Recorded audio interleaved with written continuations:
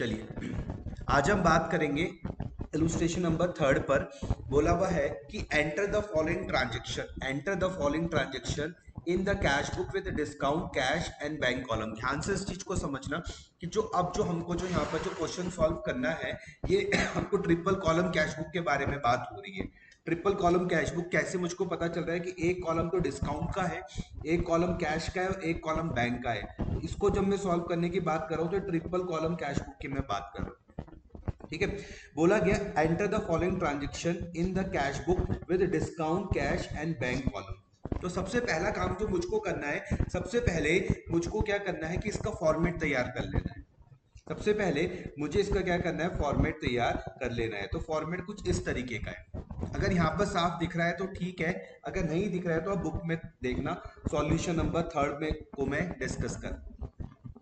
मुझको इस तरीके से कैश बुक बनानी है जिसके ब्रैकेट में क्या लिखा हुआ है, with discount cash and bank column. ध्यान से इस चीज को समझना कि आपके पास जो डिस्काउंट है, डिस्काउंट एक मेरे पास नॉमिनल अकाउंट होता है। डिस्काउंट कौन सा अकाउंट है, नॉमिनल है। और जो कैश और बैंक है ये है मेरे पास असेट्स।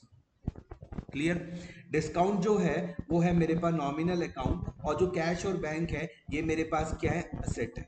कैश और बैंक है मेरे पास असेट्स, और जो डिस्काउंट होता है वो होता है नॉमिनल अकाउंट। यहाँ तक कोई दिक्कत तो नहीं है? ठीक है, यहाँ पे मैं अगर डेबिट में मैं अगर बात करूं तो डेबिट में मैं रूल लगाने वाला हूं ए प्लस का। ए प्लस का रूल किसके लिए, कैश और बैंक के लिए, और एन माइनस का रूल लगाऊंगा डिस्काउंट के लिए। सेम इसी तरीके से मैं अगर यहाँ पर बात करता हूँ क्रेडिट में, तो क्रेडिट में मैं रूल लगाने वाला हूँ ए माइनस का। ए माइनस का काई के लिए, कैश के लिए और बैंक के लिए, और एन प्लस का किसके लिए, डिस्काउंट के लिए। थोड़ा और डिटेल में बताता हूँ कि जब जब मेरे पास कैश या बैंक बढ़ेगा, अगर मेरे पास मुझको कहीं से कैश रिसीव हो रहा है या फिर मेरे पास अगर बैंक बैलेंस बढ़ रहा है तो मैं उसको डेबिट में रिकॉर्ड करने वाला हूँ। अगर मैं कैश में पेमेंट करूंगा या फिर मैं अगर बैंक के थ्रू कोई भी मेरे पास पेमेंट करने वाला हूं तो मैं उसको क्रेडिट में रिकॉर्ड करूंगा। डिस्काउंट अलाउड में डेबिट में रिकॉर्ड करने वाला हूं, an minus debit all expenses and losses, और डिस्काउंट रिसीव्ड में क्रेडिट में रिकॉर्ड करने वाला हूं। सबसे पहले तो मुझको अपना फॉर्मेट तैयार कर लेना है। किस तरीके से, ये डेबिट हो गया, दूसरी तरफ क्या आ गया, क्रेडिट आ गया। मैं बना रहा हूँ cash book with discount cash and bank column. ठीक है, हो सके तो इसको 2 पेज में कर लेना, नहीं तो फिर पेज को लैंडस्केप मोड में भी आप इसको सॉल्व कर सकते हो। ठीक है, सबसे पहले यहाँ पर ध्यान देना, सबसे पहले डेट आ रहा है, फिर उसके बाद पर्टिकुलर आ रहे हैं, पर्टिकुलर्स या फिर आप रिसिट्स लिख देंगे, फिर वाउचर नंबर आ रहा है, फिर लेजर फोलियो है, उसके बाद डिस्काउंट अलाउड है, फिर कैश है, फिर बैंक है। मैं फिर से बता रहा हूँ, ध्यान देना।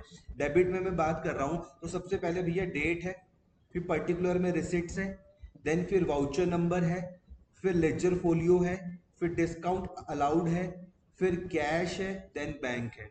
अगर इसमें साफ नहीं दिखेगा तो बुक को सामने रख लेना। क्रेडिट में देखते हैं, फिर डेट आ रहा है, पर्टिकुलर्स में पेमेंट आ रही है, फिर वाउचर नंबर है, फिर देन लेजर फोलियो है, डिस्काउंट रिसीव्ड है, कैश है और बैंक है। तो सबसे पहला काम मुझको अपना फॉर्मेट तैयार कर लेना है। डेबिट वाला यहाँ से यहाँ तक समझ में आ गया, और यहाँ से मेरे पास ये हो गया क्रेडिट। ठीक है, अब मैं एक एक ट्रांजेक्शन में जा रहा हूँ और फिर मैं उसको यहाँ पर समझा रहा हूँ। मैं ये मान के चल रहा हूँ कि आपने अपना फॉर्मेट तैयार कर लिया होगा। Cash book triple column cash book है, ट्रिपल कॉलम जहां पर एक कॉलम डिस्काउंट अलाउड है, कैश है, बैंक है। ठीक है, इसी सेम तरीके से discount received, cash and bank. ठीक है, स्टार्ट करते हैं। तो सबसे पहले आप यहाँ पर ध्यान में देना कि जो सबसे पहली पास मेरे पास यहाँ पे 2023 लिखा हुआ है, अप्रैल 1 है। सबसे पहले अप्रैल 1, फिर सेकेंड, फिर थर्ड, फिर फिफ्थ, इस तरीके से। तो इसको मैं बोलता हूँ chronological order, day to day wise. ठीक है, सबसे पहले मैं बात कर रहा हूँ कैश इन हैंड।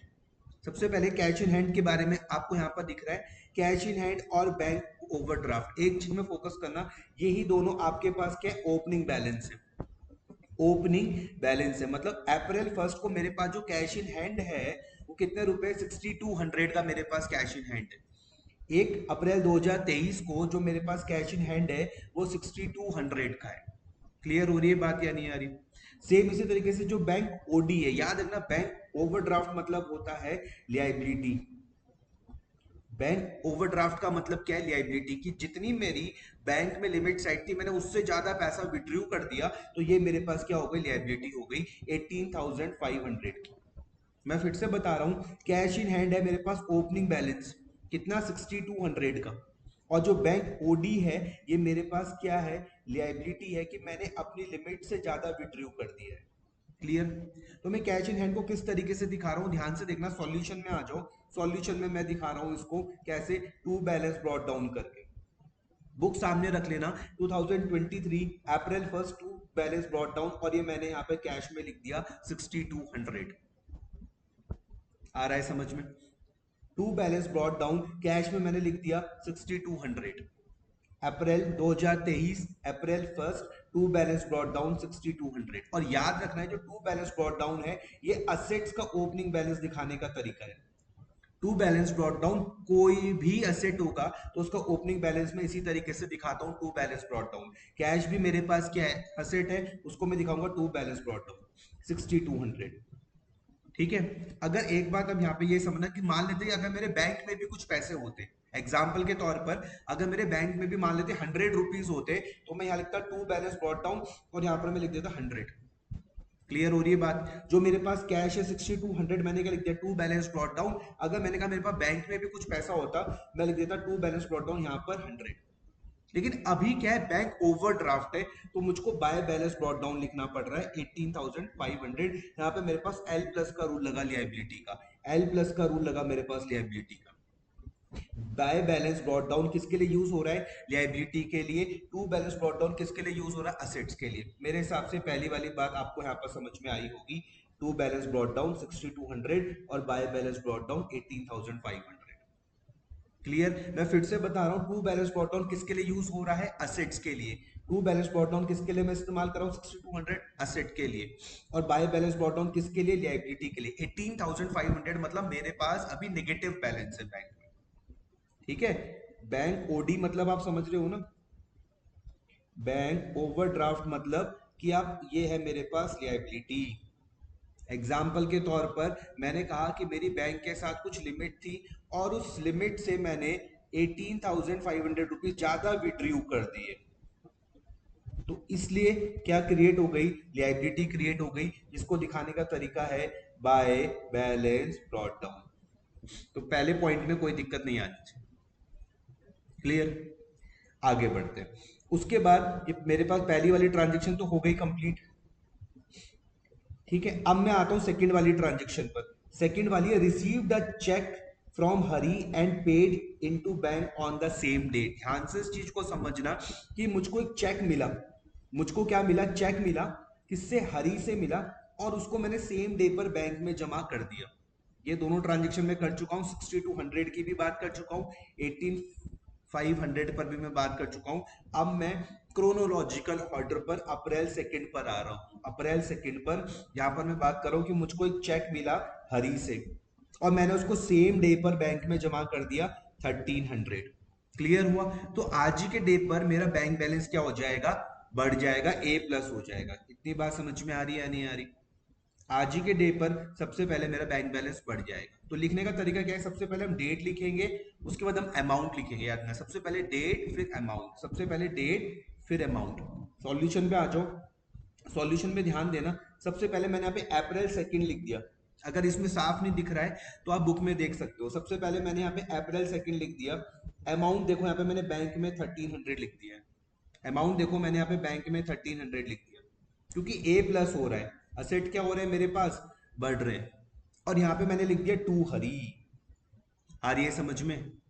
एंट्री इसकी क्या बन जाएगी? Bank account debit to Hari account, 1300 and 1300। Clear हुई बात या नहीं हो रही थोड़ी बहुत? ठीक है, तो यहां पर था कि मुझको क्या हुआ, एक चेक मिला हरी से और उसको मैंने सेम डे में बैंक में जाके डिपॉजिट कर दिया 1300 रुपीज। ठीक है, मैंने कैश इन हैंड भी बता दिया, बैंक ओवरड्राफ्ट भी बता दिया। ये दोनों आपके पास ओपनिंग बैलेंस थे। अप्रैल 2 भी मैंने आपको समझा दिया। अगला देखते हैं, receive the cheque from Vinod और डिस्काउंट अलाउड। अब ध्यान से इस चीज को समझना, कितनी तारीख है, अप्रैल 3 की बात है, अप्रैल 3 की बात है कि मुझको चेक तो मिला विनोद से और मैंने उसको डिस्काउंट अलाउड करा। ध्यान से समझना, इस सेकंड और थर्ड को आपस में कंपेयर करके मैं समझा रहा हूँ। सेकंड वाले में क्या था कि जो मुझको एक चेक मिला था हरी से, उसको मैंने सेम डे पर बैंक में जाके डिपॉजिट कर दिया था। थर्ड में क्या है कि मुझको चेक मिला विनोद से, लेकिन मैंने उसको थर्ड में डिपॉजिट नहीं करा। कब डिपॉजिट करा, 5 तारीख को डिपॉजिट करा। आ रहा, मतलब सेम डे पे डिपॉजिट नहीं करा, किसी दूसरे दिन मैंने उसको डिपॉजिट करा। क्लियर हुआ? तो अगर ऐसी कंडीशन बन जाए कि मुझको चेक तो रिसीव हो जाए लेकिन मुझको डिपॉजिट ना कर पाऊं, इस केस में मैं इस चेक को क्या ट्रीट करने वाला हूं, कैश की तरह ट्रीट करने वाला हूं। मैं फिर बता रहा हूं, अगर ऐसी कंडीशन बन जाए कि मुझको चेक तो रिसीव हो जाए लेकिन मैं उसको बैंक में डिपॉजिट ना कर पाऊं, तो इस केस में मैं इस चेक को किसकी तरह ट्रीट करूंगा, कैश की तरह ट्रीट करूंगा। क्लियर? सिंपल है। तो कितना अमाउंट है, 3300, अप्रैल 3 की बात है और मैंने इसको यहाँ पे डिस्काउंट अलाउड करा। सबसे पहले मैं डेट लिखूंगा। सबसे पहले यहाँ पर देखो मैंने डेट लिख दी, अप्रैल 3, बुक में ध्यान देना, अप्रैल 3, अप्रैल 3 टू विनोद, और यहाँ पे 200 और 3300 पर ध्यान दो, कैश पे मैंने इसको रिकॉर्ड करा है।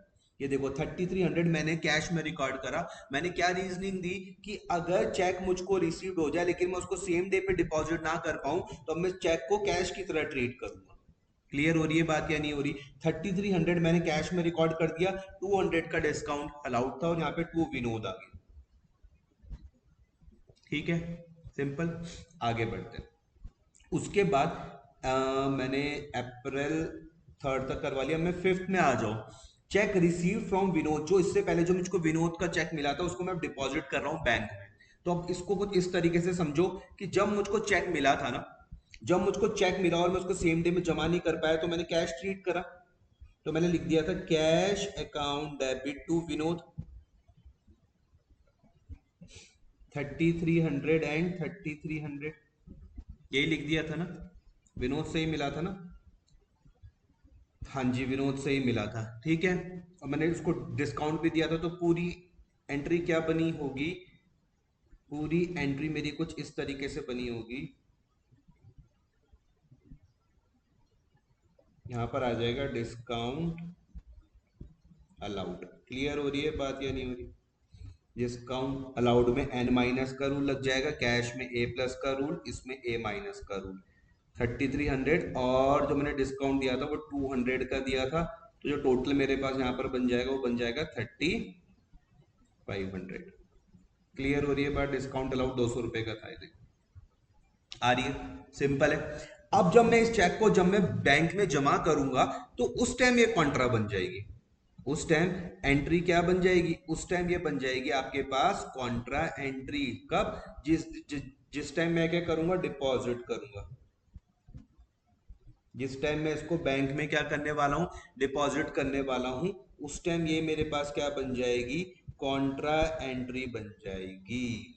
तो मैं किस तरीके से लिखूंगा, मैं तब यहां पर लिख सकता हूं bank account debit, bank account debit to cash account 3300, 3300। समझ में आया? कॉन्ट्रा कब बनी, जब मैंने डिपॉजिट करा। फिर मैं यहां पर समझा रहा हूं, यहां पर मैंने क्या करा, चेक को किसकी तरह ट्रीट करा, कैश की तरह ट्रीट करा। कब? जब मैं उसको सेम डे में डिपॉजिट नहीं कर पाया। क्लियर? आई बात समझ में?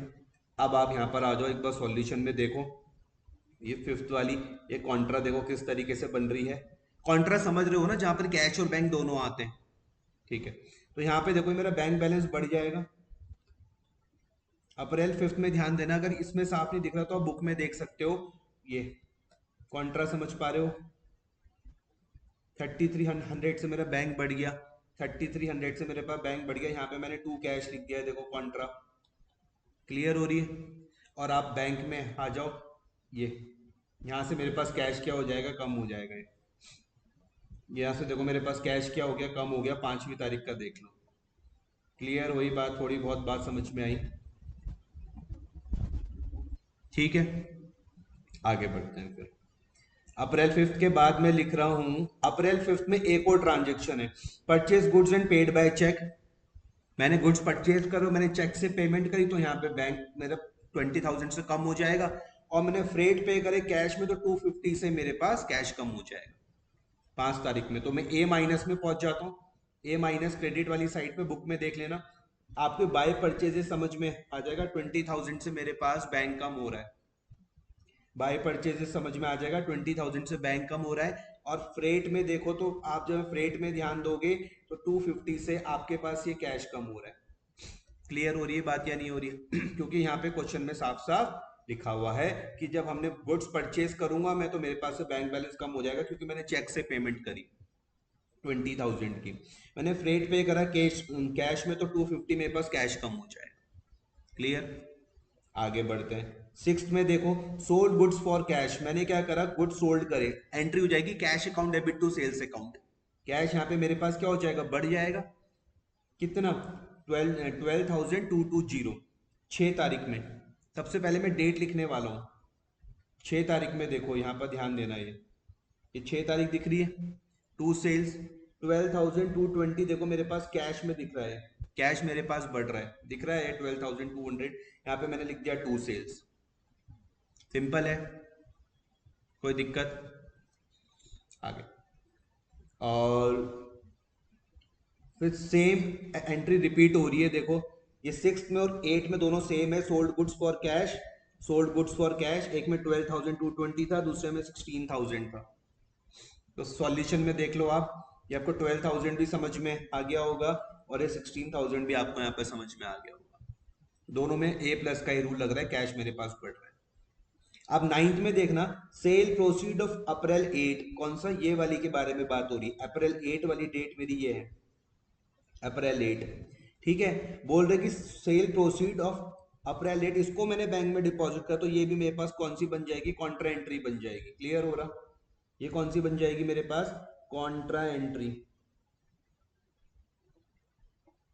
आ रहा है समझ में या नहीं आ रहा? तो कॉन्ट्रा बन जाएगी। तो कॉन्ट्रा में किस तरीके से लिखने वाला हूं, मैं यहां पर लिख दूंगा बैंक अकाउंट डेबिट, क्योंकि मैं डिपॉजिट कर रहा हूं ना, तो भाई मैं यहां पर क्या लिख दूंगा, bank account debit, debit to cash account. Simple है। कितने रुपये था, तो आप यहां पर देखोगे तो आपको पता चल जाएगा 8 तारीख का ये था 16,000। तो अमाउंट कितनी आ जाएगी मेरे पास, 16,000 एंड 16,000, 16,000 एंड 16,000। क्लियर हो रही बात? इतना समझा पा रहा हूं मैं सही से? ठीक है, आगे बढ़ते हैं। इन मैंने नाइन्थ वाला भी कर लिया। 11th में हम देखते हैं, withdrew cash for private use. देखो कॉन्ट्रा यहाँ पर भी देख लेना है, ये देख लो कॉन्ट्रा, कॉन्ट्रा के लिए हमें सी लिखते हैं, मैंने बताया था कॉन्ट्रा के लिए हमें सी लिखते हैं। तो मेरे पास बैंक बैलेंस बढ़ रहा है, तो ए प्लस में दिख रहा है आपको बैंक बैलेंस 16,000, देख लो ये, और यहाँ पे मैं टू कैश लिख दूंगा, और यहाँ से मेरे पास 16,000 से कैश कम हो जाएगा। ये देखो 16,000 से मेरे पास यहाँ पे कैश कम हो रहा है, दिख रहा है, 16,000 से यहाँ पे कैश कम होते हुए दिख रहा है, मैंने यहाँ लिख दिया बाय बैंक। ये होगी कॉन्ट्रा, और यहाँ पे भी होगी कॉन्ट्रा। ठीक है, आगे बढ़ते हैं। फिर withdrew cash for private use, private use के लिए मैं वर्ड क्या इस्तेमाल करता हूँ, ड्रॉइंग्स। तो drawing account debit to cash account, कितना निकाला 1,000, यहाँ पे ए माइनस हो जाएगा, कैश मेरे पास से कम हो जाएगा 11th में, कैश मेरे पास कम हो जाएगा। एंट्री क्या बन जाएगी, एंट्री ये बन जाएगी ना आपके पास, drawings account debit to, entry बन जाएगी drawings account debit to cash account, यही तो बन जाएगी। अमाउंट कितनी थी, 1,000 1,000 1,000 एंड 1,000, तो यहाँ से मेरे पास क्या हो रहा है, ए माइनस हो रहा है ना, कैश में क्या हो रहा है, ड्राइंग्स में एल माइनस और कैश में ए माइनस। मुझे ध्यान किस में रखना है, मुझे कैश पे रखना है ध्यान। तो कैश मेरे पास से कम हो रहा है, तो मैं यहाँ पे देखो ए माइनस में इसको रिकॉर्ड कर दूंगा 1,000। सॉल्यूशन में देखो 11th में आ जाओ, ए माइनस में आपको 1,000 कैश से कम होते हुए दिख रहा है। क्लियर आ रहा है? इसी सेम तरीके से करते हुए चलते रहना है बस। फिर 14 में goods purchase from Suresh on credit. अब ध्यान से समझना है, जो क्रेडिट वाला है जो हमने सुरेश से क्रेडिट में खरीदा, इसकी यहाँ पर क्या हो जाएगी, नो एंट्री, ये यहाँ नहीं आएगा, इसके यहाँ पे नो एंट्री हो जाएगी, ये परचेज बुक में जाएगा आपका, क्योंकि हमने उधार पर खरीदा है। ठीक है, लेकिन मैंने सुरेश को जो पेमेंट करी वो तो यहाँ पर आ जाएगा, और चेक से करी तो मेरा बैंक बैलेंस कम हो जाएगा, चेक से करी तो 2500 से मेरे पास बैंक बैलेंस कम हो जाएगा।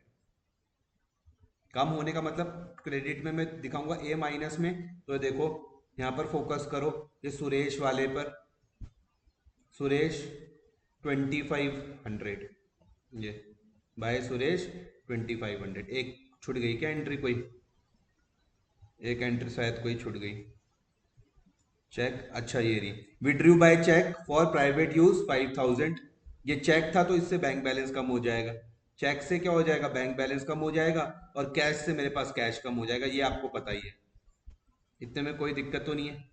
5000 से बैंक बैलेंस कम हो जाएगा, 1000 से कैश कम हो जाएगा, दोनों में बाय ड्राइंग्स आ जाएगी, क्योंकि भैया प्राइवेट यूज लिखा हुआ है।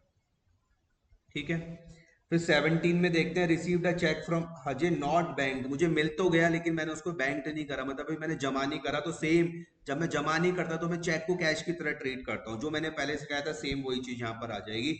3700 से मेरे पास कैश ए प्लस हो जाएगा, देखो ये दिख रहा है, 3700 से कैश ए प्लस हो गया 2 अजय। क्लियर हुई बात, क्योंकि मैंने उसको जमा नहीं करा ना, इसलिए मैं क्या कर रहा हूं, चेक को इक्विवेलेंट टू कैश ट्रीट कर रहा हूं। ठीक है, आगे बढ़ते हैं।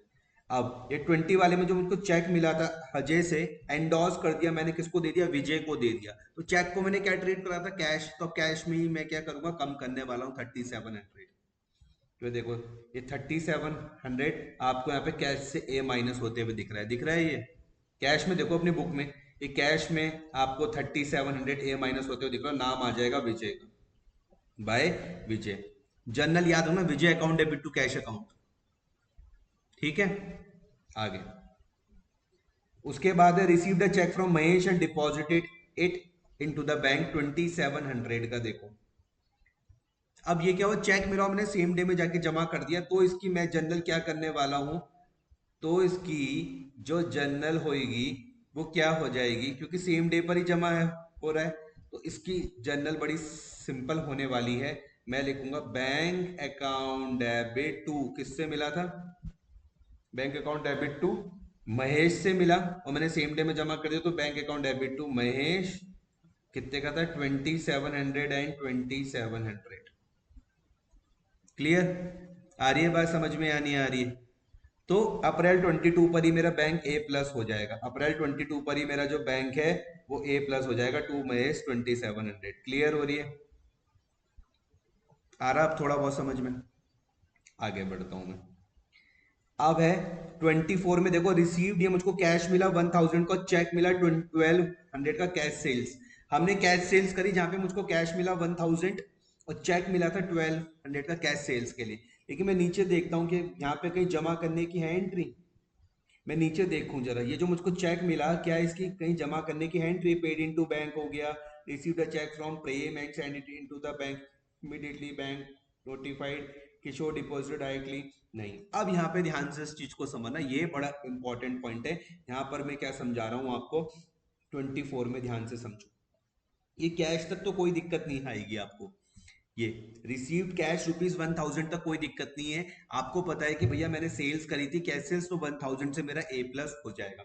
इस 1200 में बात समझना, ये जो मुझको चेक मिला ना, इसकी डिपॉजिट की डेट नहीं दे रखी है, ये जो 1200 का जो मुझको चेक मिला है, इसकी आगे कहीं डिपॉजिट के बारे में बात नहीं करी गई, 25 में नहीं करी, 26 में नहीं, 28 में नहीं, 28 में नहीं, 30 में नहीं, आगे इसको डिपॉजिट करने की कहीं बात ही नहीं करी गई, तो मैं ये मान के चलूंगा कि चेक हमने सेम डे पर डिपॉजिट कर दिया। क्लियर हो रही है बात या नहीं हो रही, मैं फिर से बताऊं मैंने क्या बताया, मैंने आपको कहा कि ये 24 पर ध्यान देना कि मुझको यहाँ पे कैश मिला 1000, कैश कितना मिला मुझको 1000, चेक मुझको 1200 मिला कैश सेल्स के लिए। क्लियर हुआ, मैंने कहा 1000 में तो आपको कोई दिक्कत नहीं आएगी, इससे तो आप फटाफट से ए प्लस कर ही लोगे, कैश अपना बढ़ा लोगे, इस चेक पर ध्यान देना, मैं बोल रहा हूँ चेक मिल तो गया लेकिन आगे कहीं जमा करने के बारे में बात नहीं करी गई, तो जब मुझको अगर जमा करने के बारे में बात नहीं करी गई तो मैं मानूंगा कि चेक को मैंने सेम डे पर डिपॉजिट कर दिया, सेम डे पर डिपॉजिट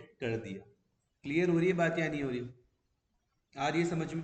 तो मैं इसको किस तरीके से करने वाला हूं, मैं इसको किस तरीके से करूंगा। अब यहाँ पर देखो 24 पर क्या लिखा हुआ, यहाँ पे आपको टू सेल्स यहाँ पर आपको दिख रहा है, टू सेल्स में देखो ये आपको 1000 में ए प्लस दिख रहा है, 1200 आपको बैंक दिख रहा है।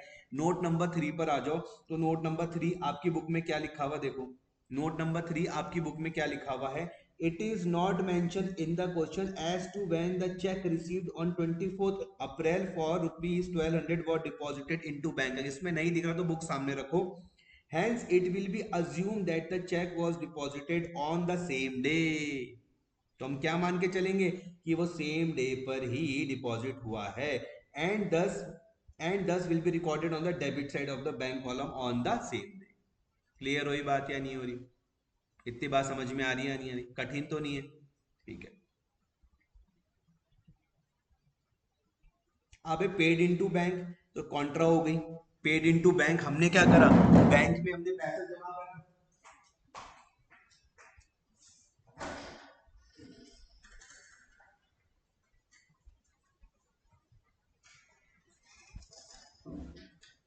ये क्या हुआ, एक मिनट है, ये हुआ भैया paid into bank. Paid into bank मतलब क्या है, ये कॉन्ट्रा एंट्री हो गई। पेड इनटू बैंक का मतलब क्या हुआ, ये कॉन्ट्रा हो गई। ये पता ही आपको, bank account debit to cash account दोनों जगह पर जाएगी, 10,000 आप दोनों जगह पर रिकॉर्ड कर लोगे। सॉल्यूशन में देख लो, ये आपका यहां से देखो बैंक बैलेंस बढ़ते हुए दिख रहा है, ये कॉन्ट्रा दिख रही है आपको, ये 10,000 से बैंक बैलेंस पे बढ़ गया, यहाँ पे टू कैश लिख दिया आपने, और यहाँ पे कैश में देखो ये यहाँ से तुम्हारे पास ये फिर कॉन्ट्रा दिख रही है, यहाँ से कैश मेरे पास क्या हो गया, कम हो गया। क्लियर हो रही है बात या नहीं हो रही? पेड इनटू बैंक मतलब bank account debit to cash account. अब इस 16th वाले में देखते हैं, received a cheque from Prem. मुझको चेक मिला किससे, प्रेम से, and send it to the bank immediately. मुझको चेक मिला और मैंने उसको तुरंत बैंक में जमा कर दिया, तो बैंक अकाउंट डेबिट टू जिससे चेक मिला प्रेम, और मैंने डिस्काउंट भी दिया 150 रुपए का। सिंपल है। तो देखो यहाँ पे सेम डे पर मेरे पास बैंक बैलेंस क्या हो जाएगा, बढ़ जाएगा। 26 में देखो आपको 4150 से बैंक बढ़ते हुए दिखा, और 150 का क्या होगा, डिस्काउंट अलाउड हो गया। क्लियर हो रही है बात या नहीं हो रही? आगे पढ़ते हैं। 28 में bank notify that Prem cheque has been dishonour. 28 तारीख को क्या हुआ कि बैंक ने मुझको ये वाली बात बताई कि भैया जो प्रेम का चेक था वो तो क्या हो गया, डिसऑनर हो गया। क्या हो गया, डिसऑनर हो गया। और बैंक ने भैया उसमें क्या कर लिया, नोटिंग चार्ज, बैंक ने उसमें चार्ज काट लिए, बाउंसिंग के चार्ज काट लिए 20 रुपए। समझ में आ रही बात या नहीं आ रही? अब ऐसे केस में मैंने बताया था कि जब भैया चेक बाउंस हो जाता है तो मैं किसको फोन करूंगा, मैं प्रेम को फोन करूंगा। जब चेक बाउंस हो जाता है तो मैं किसको फोन करके बात करूंगा, प्रेम को फोन करके बात करूंगा, और मैं बोलूंगा भाई तुम्हारा दिया हुआ चेक क्या हो गया, बाउंस हो गया, तो तुम मेरे दोबारा से क्या बन गया, असेट बन गए। क्लियर हो रही? जो तुमने मुझको चेक दिया था वो तो बाउंस हो गया, तो तुम मेरे दोबारा से क्या बन गए, असेट बन गए, और मेरा बैंक बैलेंस कम हो जाएगा, और मेरा क्या हो जाएगा, बैंक बैलेंस कम हो जाएगा। समझ में आ रही बात या नहीं आ रही? 28 वाला ये आप देख सकते हो, जब हम बिल्स ऑफ एक्सचेंज पढ़ रहे थे तभी भी ये वाला पॉइंट आया था, बिल्स में आया था, और यहाँ पे चेक में आ रहा है। जब चेक बाउंस हो रहा है तो मेरा तो बैंक बैलेंस कम हो जाएगा, बैंक तो भैया मेरे उससे पैसे काट देगा, तो मैं उसको किससे करूंगा अब रिकवर, प्रेम से करूंगा। तो मैं प्रेम को फोन करके बोलूंगा भाई आप दोबारा से मिल ले, क्या बन गया, असेट्स बन गए, और मेरा बैंक बैलेंस क्या हो जाए, कम हो जाएगा। क्लियर? तो 28 की ट्रीटमेंट देखो ए माइनस में आपको दिखेगी। 28 तारीख वाली ये देखो, बैंक ने 4170 आ रहा, और बाय प्रेम लिखा हुआ 4170। अब यहाँ पे ध्यान देना, देखो कितने का था, 4150 का चेक था, यही तो था, 4150 का चेक था, प्लस जो 20 रुपए बैंक ने काटे वो भी मैं किससे रिकवर करूंगा, प्रेम से। तो टोटल आ रहा 4170। क्लियर हुआ या नहीं हो रहा? पूरा समझ में आ रहा? ठीक है। अब Kishore deposited directly in our bank account. कोई किशोर था, उसने मेरे उसमें सीधा ही 3000 रुपए डिपॉजिट कर दी। Kishore deposited directly in our bank account, तो हमारा 3000 से क्या हो जाएगा, बैंक बढ़ जाएगा।